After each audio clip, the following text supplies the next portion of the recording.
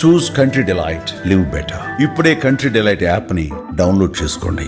ఇక దర్శకుడిగా తొలి ప్రయత్నాలు ఎలా సఫలీకృతమైనాయి?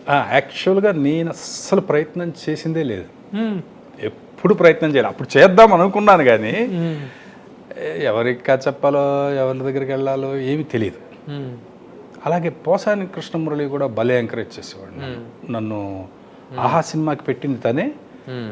తను కూడా అనేవాడు, నువ్వు డైరెక్టర్ అయిపోవాలయ్యా, నువ్వు బ్రహ్మాండమైన డైరెక్టర్ అవుతావు అనేవాడు తను కూడా. అప్పుడు శ్రీహరి ఒకరోజు ప్రసాద్ ల్యాబ్లో కనిపించి, అప్పటికి తను 3 or 4 సినిమాలు హీరోగా చేశాడు. పోలీసు, దేవా. యాక్చువల్గా ఫస్ట్ నన్ను సాంబయ్య సినిమాకే నన్ను అడిగారు. బెల్లంకొండ సురేష్ గారు ప్రొడ్యూసరు, దానికే అడిగారు. మళ్ళీ ఏమైందో అది మధ్యలో అది జరగలేదు. అంతకుముందు ఏంటంటే మళ్ళీ ఒకసారి ప్రసాద్ ల్యాబ్లో కనిపించినప్పుడు శ్రీహరి అడిగాడు. శ్రీహరి మనకి చిన్న చేసేవాడు కదా. అప్పటి నుంచి మెడ్రాస్ నుంచే నేను తను అక్కడ రూమ్ తీసుకుని ఉన్నప్పుడు తన రూమ్కి నేను వెళ్ళేవాడిని, మా రూమ్కి తను వచ్చేవాడు. అలాగా ఉన్నప్పుడు తను ఒక రోజు అడిగాడు, దేవి నువ్వు పెద్ద హీరోలతోనే సినిమా చేస్తావా, లేకపోతే ఇప్పుడు నాలాంటి వాడితో చేస్తావా? అప్పుడు 3-4 సినిమాలు చేశాడు హీరోగా, చేస్తావా అని అడిగాడు. అదేంటి భయ అలా అన్నావు? నా సినిమాలో ఎవరు హీరో అయితే ఆ హీరోనే నాకు మెగాస్టార్ అన్నా. అవునా అన్నాడు. దాని తర్వాత ఒకరోజు ఫోన్ చేసి, నానకరామ్గూడలో సినిమా ఓపెనింగ్ ఉంది, నువ్వు రా, తప్పకుండా రా అని పిలిచాను. వెళ్ళాను, విష్ చేశాను. మామూలుగా వచ్చేస్తుంటే ప్రెస్ మీట్ జరుగుతోంది. శ్రీహరి గారు రమ్మంటున్నారని చెప్పి తీసుకెళ్లి ప్రెస్ మీట్లో కూర్చోబెట్టారు. నెక్స్ట్ నా డైరెక్టర్ దేవి అని చెప్పి అప్పుడు మీరు అందరూ అని అనౌన్స్ చేశాడు. ఆ కథ ఏంటో తెలియదు, ఏమీ తెలియదు, ప్రొడ్యూసర్ ఎవరో తెలియదు, ఏమీ తెలియదు. అంతకుముందు ప్రసాద్ ల్యాబ్లో ఇది ఒక్కటే అడిగాడు, చిన్న డిస్కషన్ జరిగింది. దాని తర్వాత అంతే. అలాగా ఆ సినిమా జయకృష్ణ గారు ప్రొడ్యూసర్గా అది స్టార్ట్ అయింది. తర్వాత పోసాని కృష్ణమురళి కథ మాటలు, అది దాసన్న అని వచ్చింది. అదేమైందంటే అది ఇంకొక 15 రోజులు 14 రోజులు షూటింగ్ బ్యాలెన్స్ ఉందనగా ఆగిపోయింది. వాళ్ళిద్దరికి చిన్న క్లాష్లు వచ్చినాయి, జయకృష్ణ గారికి శ్రీహరికి. యాక్చువల్గా ఇద్దరు చాలా మంచి వాళ్ళు, ఇద్దరు బంగారాలు. వాళ్ళిద్దరికి ఒక చిన్న ఈగో క్లాష్ వచ్చింది, దానివల్ల ఆగిపోయింది. తర్వాత మళ్ళీ వాళ్ళు ఇద్దరు హ్యాపీగా కలిశారు, అంతా ఓకే.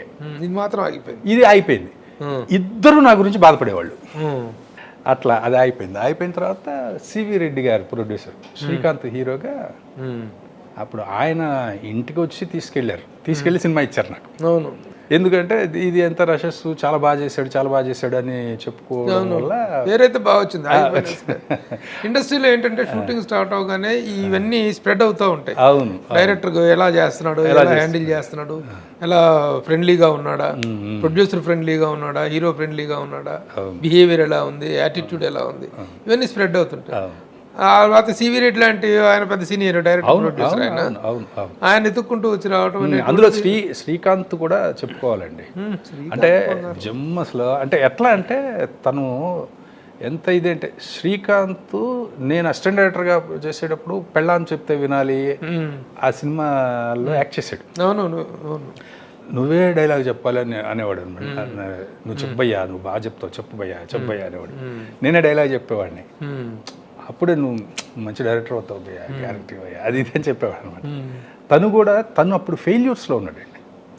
జనరల్గా ఒక ఫెయిల్యూర్స్లో ఉన్న హీరో ఇంకా మంచి బెటర్ డైరెక్టర్, సక్సెస్లో ఉన్న డైరెక్టర్ తోటి చేస్తే బాగుంటుంది అనుకుంటారు. కానీ తను దేవి పెట్టండి సార్, మంచి ఆప్షన్ సార్, అది ఇది అని చెప్పి సివి రెడ్డి గారికి చెప్పడం, అలా నన్ను తీసుకెళ్ళి సినిమా ఇచ్చారు. సో దట్ ఈస్ తొలి సినిమా ఆడుతూ పాడుతూ రిలీజ్ అయింది. అది బాగా ఆడింది, 100 రోజులు ఆడింది ఫస్ట్ సినిమా. అట్లా సునీల్ షూటింగ్ కూడా వచ్చాను. అవును ఫిలిం సిటీలో. అవును, ఎక్కువ భాగం అక్కడే జరిగింది. అవును, ఎక్కువ భాగం అక్కడ జరిగింది. 100 days ఫిల్మ్, 100 days ఆడింది. ఫస్ట్ సినిమా 100 days పోస్టర్ కూడా చూసాం. తర్వాత ఏంటి జర్నీ? లీలామహల్ సెంటర్, అది కూడా 100 days ఆడింది. 100 days. వండర్ఫుల్ క్రైమ్ థ్రిల్లర్ అది. అవును, లీలామహల్ సెంటర్. అవును, బాగా ఆడింది. అది బాగా ఆడింది. అందరూ అంటే అస్సలు ఎక్స్పెక్ట్ చేయని సినిమా ఇంత ఆడిందని నాకు డిస్ట్రిబ్యూటర్లు ఫోన్లు చేసేవాళ్ళు. అది అసలు భలే ఆనందం కలిగించేదన్నమాట. నాకు ఆడుతూ పడుతప్పుడు డిస్ట్రిబ్యూటర్లు ఫోన్ చేశారు, బాబా రూపాయికి రూపాయి వచ్చిందని చెప్పేవాళ్ళు. సేమ్ లీలామాల సెంటర్కి చెప్పేవారు. అసలు బ్లేడ్ బాబ్జీ అప్పుడైతే అసలు అందరూ డిస్ట్రిబ్యూటర్లు ఫోన్ చేశారండి. అందరు డిస్ట్రిబ్యూటర్లు ఫోన్ చేసి వరుసగా 2 బ్లేడ్ బాబ్జీ కూడా 100 days. మూడోది అది మూడో సినిమా, నాలుగో సినిమా అది. మధ్యలో ఒకటి పోయింది, అది పాండు కొట్టింది దెబ్బ. అది కొట్టింది దెబ్బ. పాండు ఎవరు హీరో? జగపతి బాబు గారు. స్నేహ ఎంఎల్ కుమార్ చౌదరి గారు. అది దెబ్బ కొట్టింది. మళ్ళీ బ్లేడ్ బాబ్జీ మళ్ళీ 100 రోజులు ఆడింది. 100 రోజులు. మరి 300 రోజుల సినిమాలు పెట్టుకున్న తర్వాత ఎందుకు కెరీర్లో అనుకున్నంత ఊపు రాకపోవటం? యాక్చువల్గా దానికి కారణం నేనే, వేరే ఎవరు కాదు. ఇండస్ట్రీ నిజంగా చాలా అవకాశాలకు దారి చూపించింది నాకు. నేను అందిపుచ్చుకోలేకపోయా, నేను చేయలేకపోయా. దీనికి కారణం ఏంటి? కారణం అంటే నాకు కొంచెం ఫ్రీడమ్ అనేది కావాలి అని ఎప్పుడు ఉండేది డైరెక్టర్గా. అంటే ఒక అపోహ ఉండేదన్నమాట. అంటే పెద్ద హీరోలు దగ్గరికి వెళ్తే వాళ్ళే మొత్తం మనల్ని కమాండ్ చేస్తారు, ఇలా ఉండాలి అలా ఉండాలని, ఇలా చేయాలి అలా చేయాలని చెబుతారు అనేది ఎందుకో నాకు నేనే అనేసుకునేవాడిని ముందే. అందుకని నాకు కంఫర్ట్గా ఉన్న వాళ్ళతోనే చేయాలనుకునేవాడిని. ఏది ఒక పెద్ద డైరెక్టర్ అయిపోవాలి, పెద్ద హీరోలతో సినిమాలు చేయాలి అని అసలు అనుకునేవాడిని కాదు.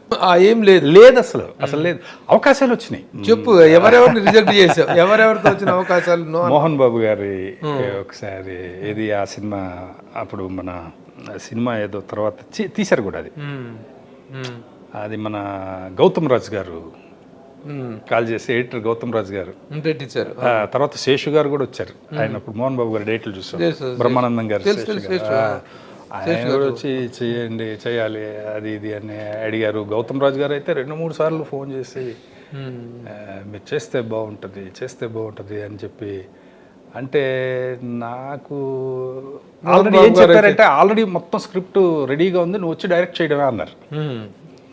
నాకేంటంటే పర్చూర్ బ్రదర్స్ చేశారు, అది పొలిటికల్ రోడీ అనేది తీసినట్టున్నారు. పొలిటికల్ రోడీ ఆ సినిమాకి అడిగితే అది నేనేంటంటే, మా పర్చూర్ బ్రదర్స్ పెద్ద రైటర్స్, ఇప్పుడు వాళ్ళు వెళ్ళి నేనేంటంటే నేను ఓన్ చేసుకోకుండా, నేను రాసుకోకుండా తీలేను. అదొక ప్రాబ్లము ఉండింది. మా గురువు గారి దగ్గర నుంచి వచ్చిందో ఏంటో తెలియదు. రైటర్ రాసింది ఉన్నప్పటికీ కూడా దాన్ని నేను మళ్ళీ రీరైట్ చేసుకుంటాను. రీరైట్ చేసుకుంటే నేను చేయగలను. అక్కడికి వెళ్తే మరి పెద్ద రైటర్స్ వాళ్ళన్నీ మార్చేస్తే బాగోదేమో, మళ్ళీ మోహన్ బాబు గారుకి నచ్చదేమో, ఎందుకు వచ్చిందని చెప్పి తప్పించుకున్నాను. అలాగే మోహన్ బాబు గారిది 2-3 సార్లు పాండవులు మీద అప్పుడు కూడా అడిగారు ఆ సినిమా చేయమని. కోన వెంకట గారు తర్వాత బాలకృష్ణ గారు పిక్చరు. బాలకృష్ణ గారి అడ్వాన్స్ కూడా ఇచ్చారు నాకు, అడ్వాన్స్ కూడా ఇచ్చారు. అది తర్వాత అది నేను వదిలిపెట్టలేదండి. అదే తర్వాత ఇంకా ప్రొడ్యూసరు వదిలేశారు. ఏది మిస్టర్ పెళ్లి కొడుకు ఫ్లాప్ తర్వాత. మిస్టర్ పెళ్లి కొడుకు ఫ్లాప్ అయిన తర్వాత మరి దాని కారణం అంటే మన సూపర్ గుడ్ ఫిలిమ్స్, సునీల్ హీరోగా ఆ సినిమా సూపర్ గుడ్ వాళ్ళది. ఆ సినిమా ఆడలేదండి. ఆ సినిమా టైం అప్పుడే నాకు అడ్వాన్స్ కూడా ఇచ్చారు. నేను వద్దన్నా కూడా ఇప్పుడు వద్దండి, నేను అడ్వాన్సులు తీసుకోవడానికి కూడా భయపడేవాడిని. ఎందుకంటే ఫస్ట్ పిక్చర్ అప్పుడే ఒక చిన్న అడ్వాన్స్ తీసుకున్నా, ఒకళ్ళు ఇచ్చారని. దానికోసం చాలా చిత్రహింస అనుభవించాను నేను. అది సినిమా తీరు మాదే నెక్స్ట్ అంటారు, మీరు ఎవరికి కమిట్ అవ్వకూడదు అంటారు, అర్ధరాత్రి ఫోన్ చేస్తారు, ఎప్పుడు ఫోన్ చేసినా లిఫ్ట్ చేయాలి. ఏంట్రా నాయన ఈ గొడవ ఏంట్రా అని చెప్పి, పోనీ నేను రిటర్న్ ఇచ్చేస్తానండి అడ్వాన్స్, మీరు తీసుకోండి అంటే తీసుకోరు, నన్ను వేరే సినిమా చేయనివ్వరు. ఇట్లా ఒక టార్చర్ అనుభవించాను. ఆ భయంతో అడ్వాన్సులు తీసుకునేవాడిని కాదు ఎవరి దగ్గర. ఇప్పుడు యాక్చువల్గా మీకు మిస్టర్ పెళ్లి కొడుకు చేసే టైంకి 5 ప్రొడ్యూసర్స్ అడుగుతున్నారు సినిమాలు చేయమని. 5 ప్రొడ్యూసర్స్. అందులో ఒకళ్ళు అయితే మీరు అడ్వాన్స్ తీసుకోండి 1 year తర్వాత చేసినా నాకు ఓకే అన్నారు. తీసుకోలే, లేదండి చేస్తాను కానీ ఇప్పుడు వద్దండి అని చెప్పి. అట్లా మిస్ అయినాయి. అంటే నేను చెప్తున్నాను, అది ఎవరి తప్పు కాదు, వాళ్ళ తప్పు అనేది ఎవరి తప్పు కాదు, అది కరెక్ట్గా ఏంటంటే నా తప్పే. నా తప్పే అనేది నాకు ఇప్పుడు తెలుసు. ఇప్పుడు మొత్తం ఎన్ని సినిమాలు అయినాయి? ఇప్పుడు 7 సినిమాలు నేను డైరెక్ట్ చేశాను. బ్లేడ్ బాబ్జీ తర్వాత ఇది ఫస్ట్ శ్రీహరి సినిమా, తర్వాత రిలీజ్ అయింది అది. ఉమ్. అది మొత్తం ఇది అలాగే దాసన్న. షూటింగ్ చేయలే. ఇప్పుడు అది ఎలా, ఇప్పుడు 1, 2, 3 సీన్లు చేసాం, 4, 5 చేయలే, 6, 7, 8, 9, 10, 11, 12, 13 వరకు చేసాం, మళ్ళీ 14 సీన్ చేయలే, మళ్ళీ 15, 16, 10 అట్లా చేస్తాం కదా. అంటే ఒక షెడ్యూల్ మొత్తం బ్యాలెన్స్ ఉండిపోయింది. అది రఘువరన్ విలన్ సినిమాలో. ఆ టైం గ్యాప్లో రఘువరన్ చనిపోయాడు, మల్లికార్జునరావు గారు చనిపోయాడు, ఆర్టిస్టులే లేరు కొంతమంది. ఇలా ఉన్నప్పుడు మీనా హీరోయిన్, తనకి ఏదో మ్యారేజ్ అయిపోయినట్టు ఏదో ఇట్లాంటి సిచ్యువేషన్స్ అన్నీ అలా వచ్చినాయి. ఇప్పుడు ఏదో రకంగా చేసి దీన్ని బయటికి పంపించాలన్నారు. ఎలా చేస్తాం అసలు? దానికి ఏదో నేనే రాసిచ్చాను డైలాగులు, ఏదో లింకులు పెట్టి వాళ్ళు చేసేసి ఏదో రిలీజ్ చేశారు. అది తర్వాత ఆ సినిమాకి డబ్బులు వచ్చినాయి. అతనికి నట్టి కుమార్ ఏదో నట్లు బోల్టులు బిగించి ఉంటాడు. నాకు డబ్బులు వచ్చినాయి అంటాడు ఆయన ఆ సినిమాకి. ఏది నిజం చెప్పాలంటే అందులో 14 రోజులు షూటింగ్ బ్యాలెన్స్ ఉంది. అది ఏదో తిమ్మిరి పంపించి చేస్తారు. అదేదో మొత్తానికి బిజినెస్ అదేదో చేసేసి చేశారనమాట. 7 సినిమాలు ఏమేంటి వరుస? ఇది దాసన్న, ఆడుతూ పాడుతూ, లీలా మహల్ సెంటర్, పాండు, బ్లేడ్ బాబ్జీ, కెవ్వు కేక, మిస్టర్ పెళ్లి కొడుకు. 7 సినిమాల తర్వాత డైరెక్టర్గా ఏం లేనట్టేనా దేవి? లేదు, 100% చేస్తాను. చేస్తావు? 100% చేస్తాను. చూడండి, వెరీ గుడ్. రెడీ అవుతున్నాయా ప్రణాళిక? అదే